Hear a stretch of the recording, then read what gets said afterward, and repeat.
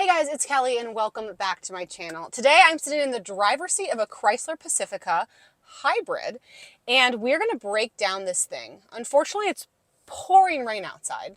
So this is going to be kind of a interior tour, but that's okay because that's really where we need to break down the Chrysler Pacifica. Spoiler alert, on the outside it looks like a minivan. So let's just get straight to the meat and potatoes and talk about this minivan because she's got some red flags. She's got some green flags, she's got some beige flags, but she does have a few red flags. And before you pull the trigger on this car for your family, there's some things that you're going to want to know. And if this is your first time joining me, hey, I'm Kelly and I'm the car mom. I review cars for moms and for families. I'm a mom of 3, almost 4, and I'm a certified child passenger safety tech. Let's get started. Now, what's exciting about this car is this is a hybrid. The Chrysler Pacifica is the only plug-in hybrid minivan on the market right now, and it has a pure EV range of about 32 miles. So it's drastically different than something like the Sienna, which is what we call an active hybrid, because that has no pure EV range. Unlike the Pacifica, 32 miles, you plug it in, and for the first 32 miles, it acts like an electric car. So I really like vehicles like this for someone who has a very short daily commute. If you think you could get your whole day done on your 32 miles of range, I think a car like this would be really fun because you're kind of getting a taste of what daily EV driving is like. But then, of course, you have the gas engine for those longer trips as well. So I like that, but there are some kind of weird quirks when you go for the hybrid over the regular Pacifica. Those being, one, you can't get it in all-wheel drive. So the Pacifica now is available in all-wheel drive, except on the hybrid. You also don't get the stow-and-go seating in the second row with the hybrid. Now that's because that's where the battery is, so I get it. But a huge selling point in the past of the Chrysler Pacifica has been the stow-and-go seating. So losing that does kind of suck, truthfully. So anyway, we're going to get to all of the second and third row craziness in a second, but the interior feels very thoughtfully laid out. We go into kind of a small-ish screen, but it's good color. It's very responsive. It's got good features like a fam cam, which I love. I actually think that the Chrysler fam cam is one of the best ones. I love the ability to click on these different seats. And I think you get a really good view of every child who is either both forward or rear facing, and it just feels like a really good feature to have. Moving down here, we have all of our climate control. We have our rotary dial shifter, all very easy to use. And then we have a wireless charger, some good charging capabilities, nice cup holders, and then a little center console, but don't worry, because we have all this going on back here. Extra storage, 2 more cup holders, and we have a pass-through underneath here. So really good designs. Panoramic sunroof. Don't want to like accidentally get wet. Nice panoramic sunroof. Oh, I knew that was going to happen. Oh gosh. It's the shade button. I messed up. There you go. Now you can see the rain that we're dealing with. So overall, from a mother's comfort perspective, lots of nice bells and whistles, lots of nice storage. But let's get to the second row, the third row, the trunk space, and start breaking down how your kids are going to fit in this car. Okay, here's a shot of me in the second row of the Chrysler Pacifica Hybrid, and I want to kind of break down some of the comfort features, and then we'll dive into the car seat setup. First of all, ceiling vents. Love. I also really like that they put the climate controls for the rear up here instead of on the back of the center console. I feel when they're on the back of the center of the console, things are getting hit. It's kind of harder for like the parent to quickly see what it's at. I mean, where it's at right now, I could even ask my passenger to adjust the rear temperature if I didn't want to mess with it in my infotainment screen. So overall, I really like that. We also have built-in sunshades in both the second and the third row. We have our cup holders and then of course our power doors as well. We have leather back pockets on both sides, USB-Cs, HDMI, aux cords, and then Fire TVs as well. What I love about these Fire TVs though is you can fold them down.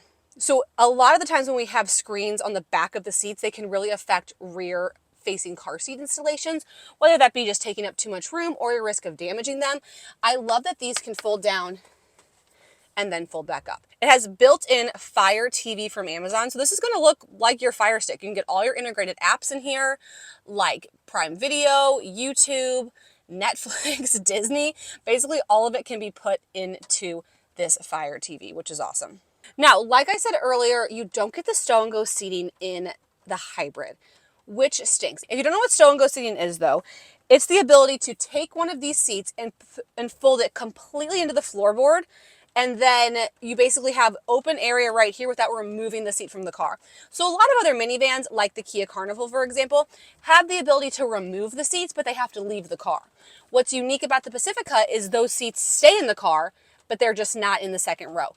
It is great for third row access, for hauling things. I know a lot of people who use it to do diaper changes. It's a feature that's patented by Chrysler, so you're only going to find it in the Pacifica. And I wish I had one here to show you. And I'm sad that they lost that in the hybrid. Now, as far as third row access is concerned, and then everything can tilt and slide. I don't hate a tilt and slide. I mean, I would rather have a car seat tilt, especially for a minivan. But the way that this lever works, this would be a hard thing for a child to do. I find that the third row access in something like the Hyundai Palisade, that's also a tilt and slide, is just a simple button that then's power. This just kind of takes a little bit of extra time and strength. Okay, now let's get to the meat and potatoes of this video, because here's what you really need to know before you pull the trigger on a Chrysler Pacifica. They are infamous for their headrests. When I start showing you guys these headrests and pointing them out, you are going to be shocked that these are the headrests found in a family car. Truly, they're abysmal. I don't even understand it. So, in a regular Chrysler Pacifica, the headrests aren't removable. In the hybrid, these second row headrests are removable, which is weird. Like, why? Make them removable. These headrests, if you can look at from the camera though, they do have a slight angle. Not every car seat's going to work here, you guys. And that you have to know there's a very specific list of car seats that are going to work here with these protruding headrests, because again, in the other models, they aren't removable. Now, if you get the hybrid, as far as the second row is concerned, the world's kind of your oyster, because they're very easy just to pop right out. Once we get to the third row, the headrest situation gets even worse. Look at these headrests. They are at such an angle and they're not removable. They're so problematic that in the owner's manual, they actually prefer you to install a car seat with the headrest laying flat. But this causes a lot of issues in itself, and it can make it very difficult to get a good installation because of the way these headrests are designed. So if you're trying to put booster seats back here, some things I would recommend would be any of the Diono booster seats, because they do allow a gap. Evenflo has a lot of good car seats that work back here as well. Besides that, though, you're kind of limited on your booster seats. As far as your convertible car seats are concerned, some Gracos work really well, some Evenflos work well. I need to work on compiling a little bit more of a list, because it's so situational. But just be aware that if you're buying a Chrysler Pacifica, you may also have to buy new car seats. And when I say, I'm not saying that it's hard to get an installation. I'm saying it's impossible to get an installation. Now, not to just complain about the third row, because if you have older passengers, or if you have some of those car seats that work, they do have some nice amenities. We have ceiling vents back here, sunshades, cup holder, and we have one USB on that side. I'd love to see some USB-C charging back here and on both sides, because it seems kind of crazy to me that they have the outdated charger up there, the USB-C's up there, and there's only one. I'm feeling like there's a little bit of a disconnect. As far as my car seat hardware is concerned, of course it's a little complicated, even though it shouldn't be. My second row right here, I have lower anchors and tether anchors in both seats. That's pretty standard. Really, you're not going to have, there's a lot that works in these two seats. It's just when you get to the third row, things get so complicated, and I feel like if you're buying a minivan, it's likely to fit a lot of kids. So for me to feel like the third row is so non-car seat friendly is definitely a little frustrating. You have two sets of lower anchors. One is in this seat with its own tether anchor, and then these two seats get a little jacked up. Your lower anchors are in the middle of these two seats, and there's one tether anchor in between these two seats.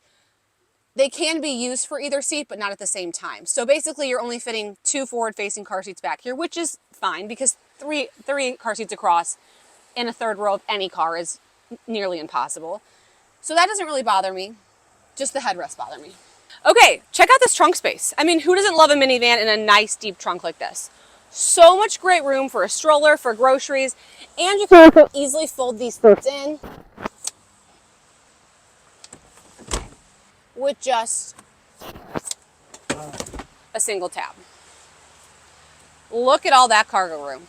So nice. They're also so easy to put back up. They literally just fold right forward. I love that nothing's power back here. You don't have to worry about waiting all day for something. 1 and 2. I also really enjoy that Chrysler puts their power tailgate button right here, because obviously I'm very tall, but if you're not a taller person and can't always reach up here, it's nice that it's just on the side of the trunk.